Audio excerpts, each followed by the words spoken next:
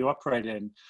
I'll come back to the European Commission paper. What they talk about is, applications which are high risk, or maybe activities which are high risk. So, if you're in the business of autonomous vehicle development, then you're in a high risk industry. You're doing something that if it goes wrong, people could die.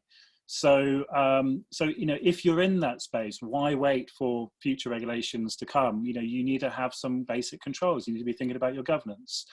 If you're in the space of optimizing the network for Zoom, which is super important right now because we're all depending on it. But if it breaks, then, no one's going to die. Then do you need to have the same controls in place? Possibly not. Maybe you can be focused more on commercial activities, and just getting shit done, and not worrying about maybe documenting what you're doing. Maybe those things are secondary.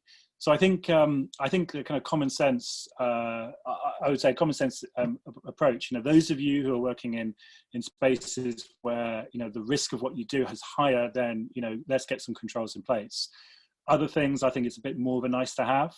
But I think inevitably over time best practice will emerge, and in software development now,